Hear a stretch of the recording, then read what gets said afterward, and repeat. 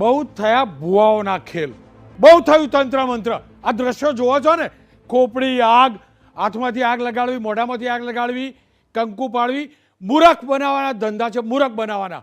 હું એનો લાઈવ પર્દાફાશ કરીશ. માત્ર હું નહીં, અનેક લોકો છે જે આવી અંધશ્રદ્ધા સામે આંદોલન ચલાવે છે. મનુભાઈ ગાભુ, મનુભાઈ પ્રાથમિક શાળાના શિક્ષક છે અને કદાચ મારા કરતાં પણ વધુ પ્રમાણિક પ્રયાસ કરે છે આ મનુભાઈ. અને આ મનુભાઈ જોડે જ એક પછી એક એ તાંત્રિકનો પર્દાફાશ કરીશ. જેને પણ મને ચેલેન્જ કરવો હોય એ ચેલેન્જ કરે. હું કહું છું, કોઈ કંકુ પડતી નથી, કોઈ માતાજીના આશીર્વાદથી શ્રીફળમાંથી કંકુ નથી નીકળતી, પુષ્પ નથી નીકળતું, નથી ચૂંદડી નીકળતી. માત્ર ને માત્ર મૂરખ બનાવો છો.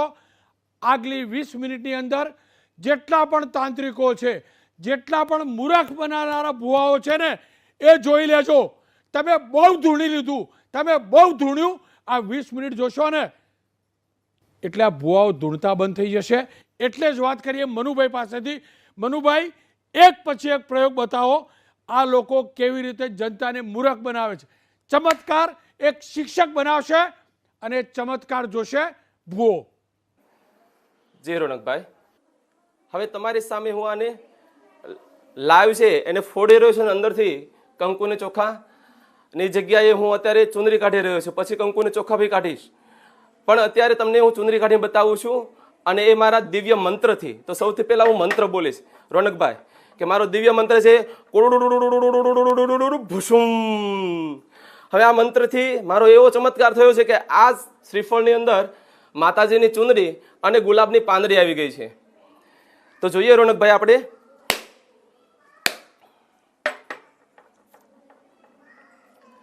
તમે જોવો છો કે આ માતાજીની ચુંદડી અને આ ખીલેલા ગુલાબ પ્રસાદી સ્વરૂપે આપણને મળ્યા છે. તો જો આ માતાજીની ચુંદડી છે એ આ શ્રીફળમાંથી નીકળી. આપણને પ્રશ્ન થાય કે આ શ્રીફળમાંથી આ ગુલાબની ચુંદડી અને માતાજીની ચુંદડી અને શ્રીફળમાંથી આ ગુલાબની પાંદડી કેવી રીતે આવી, એ પણ આપણે સમજશું રોનકભાઈ. પરંતુ એ પહેલા આપણે બીજો એક પ્રયોગ જોઈ લઈએ રંગ પરિવર્તનનો. કે આપણે સારા કાર્ય માટે નીકળતા હોય એટલે મમ્મી પપ્પા આપણને, ખાસ કરીને વરરાજા હોય ને, તો એને શ્રીફળ ને બધું કે લગ્ન છાપ્યા હોય એટલે તરત જ એને ખીચામાં લીંબુ આપી દે અને એક ખીલી નાખીને આપી દે છે. એ શા માટે? એ ઘણો બધો બીપીના બેઝ ઉપર, આયુર્વેદ બેઝ ઉપર છે. પણ એ પહેલાં આપણે અત્યારે રંગ પરિવર્તનનો જે નિયમ છે એ આપણે જોઈ રહ્યા છીએ કે આ લાલ રંગ છે એ શુકનનું પ્રતીક છે રોનકભાઈ આપણે. પરંતુ આ જ રંગ, લાલ રંગને હું કાળો કરી દઉં એટલે અપશુકન થાય. એટલે હું કોઈના ઘરે જાઉં એટલે હું કહું કે ભાઈ આ થોડાક ધતિંગ કરું હું, અને પછી તરત એમ કહું કે તમારા ઘરમાં ભૂતોનો વાસ છે, અને એ માટે જો આ લીંબુ છે અને આ લાલ કલરનો ધાગો છે, જો હું આને પસાર કરું છું અને આ કાળો થઈ જશે તો તમારા ઘરમાં ચોક્કસ ભૂતોનો વાસ છે. અને એવું ભયંકર ભૂત છે કે તમે એ ભૂત સામે લડી શકશો નહીં. આ મહાભયંકર ભૂત છે અને આ ભૂતને નાથવા માટે તમારે મારી પાસે બહુ મોટી વિધિ કરાવવી પડશે, નતર તમારા આખા કુટુંબને આ ચોક્કસ વિનાશ કરી દેશે. જો રોનકભાઈ, કેવો કલર હતો? લાલ. થઈ ગયો કેવો રોનકભાઈ? કાળો થઈ ગયો ને. તો આ બતાવે છે શું છે? લીંબુ છે. એ લીંબુમાં એસિડ રહેલો છે. જ્યારે નાડાછેડી બેઝનું કામ કરે છે એટલે કે તરત જ તે એ એસિડની હાજરી છે એ બતાવે છે, ને એના કારણે આ રંગ પરિવર્તન થયો છે. તો આપણે શ્રીફળ લઈએ ને તો શ્રીફળમાં એક આંખ વચ્ચે હોય છે, જ્યારે બે છે એ બહાર હોય છે. આ બહારની આંખો જ્યારે આપણે છાલા ઉતારીએ ત્યારે દેખાય છે. આ અત્યારે તમને સમજાવવા માટે મેં અહીંથી છાલા ઉતારી દીધા જેથી કરીને તમને ત્રીજી આંખ દેખાય. હું શું કરું છું કે હું અહીંયા મારા એવું કહેવાય કે સુઈઓ લો કે કોઈ પણ એવી પતલી વસ્તુ લો ને, અહીંથી હું એક હોલ પાડી દઈશ. આ હોલ પાડો એટલે હોલ પાડીને પછી એમાંથી હું કરીશ, હું પહેલાં પાણી બહાર કાઢી લઈશ, અને પાણી બહાર કાઢ્યા પછી હું મારે જે વસ્તુ નાખવી છે એ અહીંયા નાખીશ. પરંતુ અહીંયા હું જ્યારે છાલ રહી ઉતારીશ નહીં, એને હું થોડી દૂર કરીશ અને અહીંથી વચ્ચેથી જ નાખીશ. અહીંથી વચ્ચેથી જ તે રોનકભાઈ. એટલે શું થશે? એટલે એમ થશે કે આવડી આ આખી છાલ રહી ને, આખી છાલ એ એમને મદ રહેશે, એ આંખ દેખાશે નહીં. અને આંખ નહીં દેખાય એટલે લોકોને શું થશે કે આ તો ચમત્કાર થયો. પણ ખરેખર રોનકભાઈ આ ચમત્કાર નથી, આ એક આવડત છે અને એ ખરેખર લોકોને આવી રીતે ઉલ્લુ બનાવતા હોય છે અને ઘણા પૈસા પછી એની પાસે પડાવતા હોય છે. આપણે જોતા હોય છે કે મોટા મોટા સિટીની અંદર છે એ દરબારો ભરાતા હોય છે, અને દરબારોમાં છે એ માતાજી આવે અને માતાજી હાથમાંથી કંકુ કાઢતા હોય છે. રોનકભાઈ, એ કેવી રીતે નીકળતું હોય એવું હું તમારી સામે અત્યારે બતાવી રહ્યો છું કે ભાઈ માતાજી આવી રીતે આવતા હોય છે, બરાબર. અને આવી રીતે આવે અને કોઈ એનો હરિભગત કે કોઈ દર્શન માટે આવે એટલે એ તરત કે લે જા, તારું ખૂબ ભલું થશે. અને રોનકભાઈ એવી રીતે કરીને એ કંકુ કાઢતા હોય છે. હવે કંકુ ખરેખર ક્યાંથી નીકળ્યું છે એ આપણે એક થોડીક સમજી લઈએ રોનકભાઈ, કે કંકુ છે એ અહીંયા પ્રેસ કરીને રાખી શકે છે, એ આગલો ભાગથી દેખાતો નથી. બીજું રોનકભાઈ એ છે કે આપણે ડુપ્લિકેટ આવી રીતે આંગળી આવતી હોય છે, એ આંગળી પહેરી લે છે અને એ આંગળીની અંદર કંકુ હોય છે અને એવી રીતે પછી કંકુ આપતા હોય છે. તો એ હાથમાંથી કંકુ જે પડે છે એ ખરેખર કેવી રીતે હોય છે, તો કે એ કંકુરો એ તમને આવી રીતે છુપાવી દે એટલે પાછલો ભાગ તો રોનકભાઈ જોવાના નથી, આગલો ભાગ જોવાના છે. પાછલા ભાગ તો કોઈ જોવાનું નથી. અને પાછલા ભાગે ખૂબ કાળજી રાખતા હોય છે કે પાછલા ભાગમાં એ લોકોને દેખાય નહીં, આગલા ભાગમાં પણ કંઈ દેખાય નહીં. અને પછી ધૂંઢતા ધૂંઢતા કે ગમે તે આવે અને પછી આમ કરી અને સીધો તે આપે, લે આ કંકુ, જો પડ્યું હાથમાંથી કંકુ. તો આવી રીતે રોનકભાઈ અંધશ્રદ્ધામાં લોકોને દોરતા હોય છે. આના આપણે રોનકભાઈ આપણે બીજો એક પ્રયોગ પણ જોઈએ કે રંગ પરિવર્તનનો હોય છે. અને કેવી રીતે રંગ પરિવર્તન થતું હોય છે કે ખાસ કરીને કમળો મંત્રાવો એ ઘણા ગામડામાં આ જોયેલો છે મેં. અને રોનકભાઈ એના કારણે ઘણા લોકોના મૃત્યુ પણ થયેલા છે. જોઈએ છે કે આપણે એક અહીંયા કલર સૂચક તરીકે હળદર લીધી છે. હવે કોઈ પણ વ્યક્તિ આવે એટલે સૌથી પહેલાં શું કે હું તો ભાઈ ગંગાજળથી મારે પહેલાં હાથ ધોવા પડે, એટલે ભાઈ મારે તો પહેલાં તો દિવ્ય મંત્ર બોલવો પડે. તો કે ભૂસુમ, મેં દિવ્ય મંત્રથી મારા હાથ ધોઈ નાખ્યા, મેં ગંગાજળથી હાથ ધોયા. હવે શું કરું છું હું રોનકભાઈ કે કલરનો સૂચક તરીકે મેં હળદર અહીંયા વાપર્યો છે. હવે હળદર વાપરી અને એને આવી રીતે આમ કરું છું અને મંત્રું છું કે ભાઈ તારામાં છે એ કમળો હશે તો હમણાં મટી જશે, અને તારી જે પેટમાં કમળાની ગાંઠ છે એ આખી મેં નીચવી નાખી છે. હવે તારે એ જરૂર પડશે નહીં, હવે તારે કોઈ દવાની જરૂર નથી પડતી. એટલે જો આ રંગ પરિવર્તન થઈ ગયો, પીળો તો લાલ થઈ ગયો, પણ આના આદ રોનકભાઈ હું પાછો છે એ પીળો કલર કરી દઉં. તો કે પાછું હું કહું યમુના જળ મેં લીધું, હવે યમુના જળથી હું હાથ ધોઉં છું અને યમુના જળથી હું હાથ ધોતા ધોતા તમે જુઓ મારો હાથ પાછો પીળો થઈ ગયો. એટલે કે જે એનું મૂળ સ્વરૂપ હતું એ પાછું આવી ગયું. તો જુઓ અહીંયા શું કરે છે, તો આપણે જે રંગ સૂચક તરીકે હળદર વાપરી રોનકભાઈ, એ શું છે તો કે એ બેઝનું કામ કરે છે. એ બેઝ સાથે છે એ આપણે સોડા એટલે કે ભૂકીનું પાણીનો યુઝ કર્યો અને લીંબુ પાણીનો ઉપયોગ કર્યો છે, અને બંને ઉપયોગ કરીને ગંગા અને યમુના એવું આપણે નામ આપી દીધું છે અને રંગ પરિવર્તન થતો હોય છે. તો આવી રીતે પણ લોકોને ઉલ્લુ બનાવતો છે રોનકભાઈ, અને આના કારણે ઘણા લોકો ભરમાઈ જાય છે. અને એક કહેવત છે કે અહીં ભણેલાને કોણ માને છે, અહીં તો ધૂણેલાને માને છે. જે લોકો ધૂણતા હોય ને જે સાચું બોલે ને એટલે એ સાચું જ માની લે, એ સાચું બોલતા હોય કે ન બોલતા હોય એ કોઈ જોતું નથી, પણ એ સાચું જ માની લે. એટલે કહેવાય છે કે અહીંયા ભણેલાને નહીં પરંતુ ધૂણેલાને લોકો નમે છે. જે રોનકભાઈ અહીં મેં તમને પહેલાં પણ વાત કરી કે અહીંયા ભણેલા નહીં પરંતુ ધૂણેલાને માને છે, અને ધૂણતા ધૂણતા લોકો તમને એમ કહે કે ભાઈ હું તમને એકી બેકી દાણા આપું છું, તમે એ પ્રમાણે માની જતા હોય છે. તો હું અત્યારે તમને તે રોનકભાઈ છે એ અત્યારે આપી રહ્યો છું, અને હું એમ કહું કે આ બેકી છે, હું એમ કહું કે આ બેકી છે તો તમે ગણશો. તો આને કાઉન્ટ કરો રોનકભાઈ.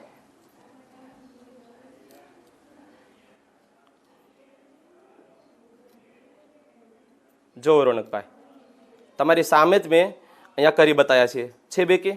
અહીંયા બે બે બે બે બે બે બે બધી જગ્યાએ બે દાણા છે, તો બે કે દાણા પડ્યા. હવે હું રોનકભાઈ એમ કહું છું કે ચાલો હું તમને એકે દાણા આપીશ. હું કહીશ રોનકભાઈ તમને એકે દાણા આપીશ, તો લો રોનકભાઈ ગણો. ચાલો આપણે આ દાણા એક બાજુ મૂકી દીધેલા છે.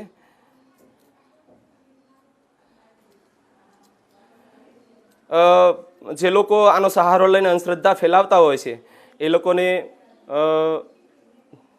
આ એક સંદેશો છે. આ તમે જુઓ રોનકભાઈ કે અહીંયા એકી દાણા છે એકી દાણા, એક વધ્યો. હવે રોનકભાઈ હું તમને ધારો એટલી વખત એકી ને બેકી આપી શકું. હું તેમ કહું રોનકભાઈ આ તો તમે મનુભાઈ એક વખત કરું ને અઠે ગઠે આવી ગયું, તો હું ફરી વખત કહું લો રોનકભાઈ આ ફરી વખત હું તમને બેકી આપું. ગણી જુઓ.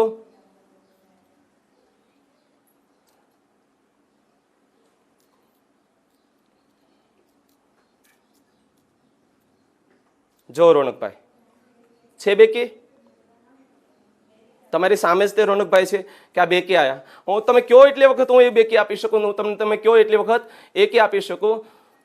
એટલે જ મેં તમને કીધું કે અહીંયા ભણેલાને નહીં રોનકભાઈ, પરંતુ ધૂણેલાને લોકો માને છે. અને ધૂણતા લોકો જે બોલતા હોય છે એ બધા લોકો પછી એ પ્રમાણે બધું કરતા હોય છે.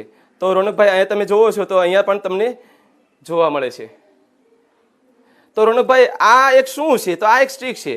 ખાસ કરીને આપણે જે ઝાડ લીધી છે એ ઝાડના દાણા ઉપર જાય. જો આ દાણા નાના છે, એટલે નાના છે એટલે શું થશે? તો મારે હું 3 આંગળી લઈશ ને રોનકભાઈ, અને આવી રીતે ચપટી ભરીશ એટલે આ એકી દાણા પડશે, આ એકી પડશે. પણ રોનકભાઈ એની જગ્યાએ હું આવી રીતે આમ 4 લઈશ અને દાણાને થોડોક પ્રેશર કરીશ ને આમ મૂકીશ એટલે આ બેકી નીકળશે. અને આના લોકો પછી જે લોકો આનો સહારો લઈને અંધશ્રદ્ધા ફેલાવતા હોય છે અને પોતાના વાત મનાવતા હોય છે એ વસ્તુ અહીંયા છે. અને ઘણી વખત રોનકભાઈ આ વસ્તુ આપણે જોઈએ છીએ કે એ પ્રમાણે દાણા ન આવે તો પણ લોકોને એમ કહે છે કે તમારે આ વિધિ કરવી પડશે, આમ કરવું પડશે, તમને આ નડશે. ને એના અનુસંધાને એ પરિવારને, એ કુટુંબને આર્થિક શોષણ થતું હોય છે. અને આપણે ઘણી વખત જોઈએ છીએ ઘણા મોટા મોટા શહેરોની અંદર કે ભણેલા લોકો આનો શિકાર બને છે. એટલે આ સ્ટ્રીક એક સમજવા જેવી છે. અમારા સ્કૂલના બાળકો પણ આ ખૂબ કરે છે. એટલે આનો પણ એક રોનકભાઈ મને પ્રેરણા મળી હતી કે અમારી સ્કૂલની અંદર એક બાળક હતો, ખૂબ હોશિયાર હતો, તેજસ્વી. અને એ બાળકને બહાર ભણવા જવાનું હતું. એટલે એના પપ્પાને એક દીકરો, એટલે એને એવું કીધું કે હું માતાજીને પૂછી લઉં. એટલે ભુવા પાસે ગયા અને ભુવાએ પછી આવી રીતે દાણા ચપટી બધું સાથે નાખ્યું. અને પછી ભુવાએ એવું કીધું કે તમારા દીકરાને તમે બહાર ભણવા મૂકશો ને એટલે મરી જશે. એટલે ત્યારથી આ કોન્સેપ્ટમાં રોનકભાઈ મેં અવલોકન કરવાની શરૂઆત કરી કે ખરેખર આ કેવી રીતે બનતું હોય છે. તો એ જાણવા મળ્યું કે એ હાથની એક સ્ટીક છે, એ આંગળીઓની કરામત છે. અને આંગળીઓની કરામતથી જ તે એકી બેકી દાણા આવતા હોય છે. તો આ ખરેખર લોકોને જાગૃત કરવા માટેની વાત છે. આને ધર્મ સાથે જોડવાની કોઈ જરૂર નથી, કેમ કે ધર્મ સાથે લોકો જોડે અને પોતે પોતાની મંશાની પૂર્તિ કરતા હોય છે. રોનકભાઈ આપણે જોતા હોઈએ છીએ કે ઘણા લોકો અંધશ્રદ્ધાનો પોતાનો હડ્ડો લઈને બેઠેલા હોય છે અને હડ્ડાના અનુસંધાને પોતે સળગતી આગ મોઢામાં નાખતા હોય છે. તો એ સળગતી આગ તો મારા કહેવાય ને કે સ્કૂલના બાળકો એટલે કે વિદ્યાર્થીની અને વિદ્યાર્થીઓ બંને વગર ડરે કરી બતાવે છે. અને એવું તમારી સામે પહેલાં પ્રથમ કરી બતાવું છું કે ભાઈ સળગતો એ લોકોનો ધૂણો હોય અને ધૂણાનું એ લોકો નામ આપે ને આવી રીતે આગ સળગે અને આગને જો આ કોઈએ ઘરે ટ્રાય ન કરવી, કેમ કે આની પ્રેક્ટિસ થોડીક જરૂર છે રોનકભાઈ. કેમ કે કોઈ વડીલની હાજરીમાં હોય તો બેસ્ટ છે.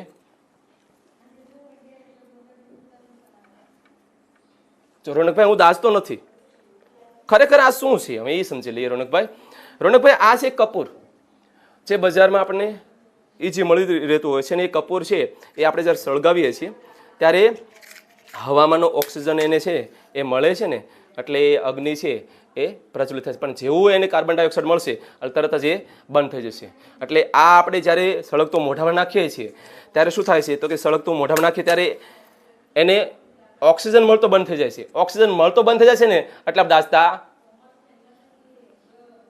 નથી, જરીએ પણ દાજતા નથી, જરી ગરમ પણ લાગતું નથી. તો આ એક કપૂરનો પ્રયોગ છે. અને એ કપૂરનું આ અગ્નિ છે એકદમ શીતળ છે. પણ એ શીતળ ક્યારે બને? જ્યારે એને carbon dioxide on the spot મળે છે ત્યારે. પરંતુ જો એને ઓક્સિજન મળે તો એ સળગતો રહે છે. રોનકભાઈ અત્યારે આપણે છે ને નજરબંધીનો એક પ્રયોગ જોવા જઈ રહ્યા છીએ. અને એ નજરબંધી દ્વારા ગરીબ જે ભોળી પ્રજા છે એને કેવી રીતે છેતરવામાં આવે છે. આમ જોઉં તો નજરબંધીમાં એ લોકો શું વાપરતા હોય છે? મરચાં, મીઠું અને રાય વાપરતા હોય છે. પરંતુ આપણે એની વગર પણ નજર હું બાંધી દઉં છું. રોનકભાઈ હું તમારી જ નજર બાંધું છું. અને બેઠા બાંધું છું કે રોનકભાઈ તમને સ્ટુડિયોમાં બહુ ઝાઝુ સેવા કરો છો એટલે એના અનુસંધાને હું તમારી નજર બાંધી રહ્યો છું. મેં આ એક પોદ લીધો છે. જો રોનકભાઈ હું આ નજરબંધી કરી રહ્યો છું તમારી. અને રોનકભાઈ તમને નજર લાગી હશે ને તો આ નજરબંધી દ્વારા નજર ચોંટી જશે ને એ નજર ચોંટી જશે એટલી ચોંટી છે કે રોનકભાઈ તમારે પછી એને ઉખાડવા માટે મારી પાસે આવવું પડશે.